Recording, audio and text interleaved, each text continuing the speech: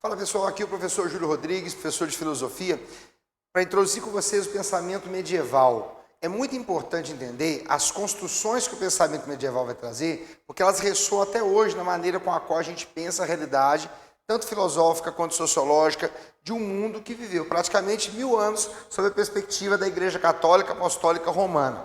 Percebam o que eu coloquei no quadro para vocês. Vocês têm aqui uma linha do tempo. É muito importante entender que quando falamos de filosofia medieval, não estamos falando necessariamente de idade medieval. Como vocês já podem perceber que há uma pequena diferença.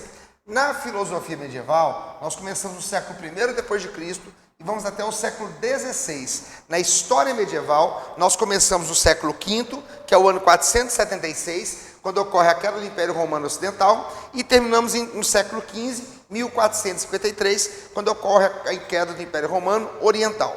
Por que essa diferença, Júlio? Simples, porque a filosofia ela está muito preocupada com a construção do pensamento. Então, no século VIII a.C., você sabe que lá na Grécia nós tínhamos o pensamento mitológico. Quando chegamos ao século VI a.C., temos aí o surgimento da filosofia antiga, que vai durar até o século I depois de Cristo. Qual que é a diferença essencial? Enquanto a história está preocupada com a formatação de fatos que sustentem suas especulações, a filosofia está construindo essa ideia a partir da compreensão do que vai ser a mudança do pensamento. E nem sempre essa mudança do pensamento ela é verificável através de fatos. Até porque o fato em si, ele é um ponto de vista. Pergunta, por exemplo, para os indígenas que estavam no Brasil, como foi a chegada das caravelas portuguesas por volta de 1500 no chamado descobrimento do Brasil. Enquanto os portugueses colocam toda a condição de um heroísmo fundamentado, para os indígenas não foi esse heroísmo dessa maneira. Então vamos entender bem. No século I depois de Cristo, inicia-se a questão essencial justamente pelo nascimento de Jesus Cristo, Jesus de Nazaré. Não é uma discussão pertinente ao nosso trabalho se ele era Deus, se não era. Aqui é o fato que ele mudou toda a história ocidental que veio depois até os dias de hoje. A filosofia medieval ela vai se sustentar, se constituir do século I depois de Cristo até o século XVI.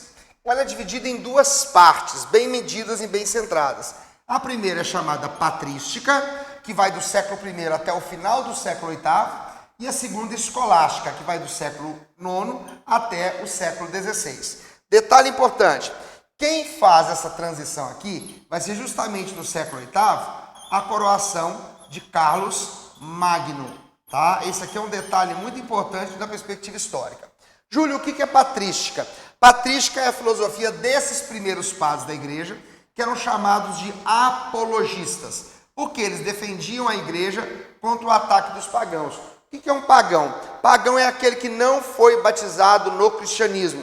Perceba que vai haver uma semelhança do pagão com a questão daquele que é o bárbaro. O bárbaro é o cara que não tem a cultura greco-romana.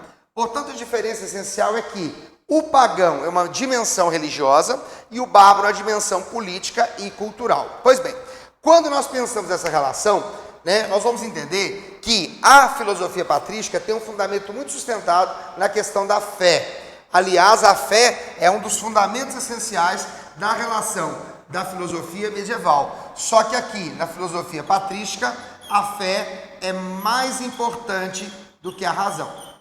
Ok? Quando a gente passa para a escolástica, há um abalo nessa estrutura, porque aqui não quer dizer que a fé vai ser menor do que a razão, mas a fé vai ser semelhante à perspectiva da razão. Por que vai ser semelhante? Porque ela vai ganhar uma formatação muito maior. Na escolástica, começa a fundação das primeiras escolas, que aqui no caso para nós, o fato das universidades. Um detalhe muito importante, mesmo durante o período da escolástica, por volta do século XIV, vai acontecer algo que vai mudar muito a concepção das pessoas, que é a Renascença. Renascença é a junção do Renascimento com o humanismo.